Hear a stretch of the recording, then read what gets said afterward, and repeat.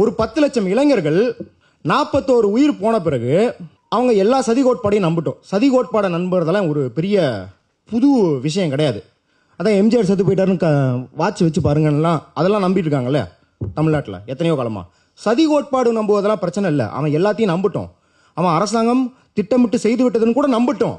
ஆனால் அதை நம்பியிருந்தால் அந்த 10 லட்சம் இளைஞர்கள் ஜஸ்டிஸ் ஃபார் கரூர் விக்டம்ஸ்ன்னு போட்டிருக்கணும். ஆனால் ஸ்டாண்ட் வித் விஜய் அப்படின்னு போடுறான்னா அந்த மனநிலை எப்படி உருவாக்கப்பட்டிருக்கிறது? அது இயல்பான மனநிலை இல்லை.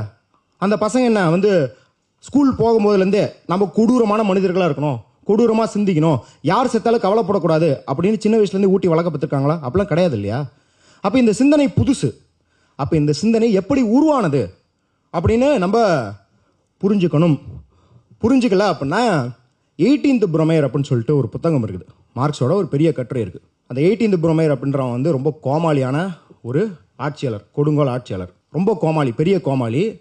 அதற்கு வந்து எப்படி நடந்தது தெரியல அப்படின்னு பிரெஞ்சு சமூகம் சொல்லுச்சு. அப்படின்னா இவன் எப்படி தலைவனாக உருவானானே தெரில அப்படின்னு சொல்லுச்சுன்னா இந்த சமூகத்தை வரலாறு மன்னிக்காது அப்படின்னுவார்.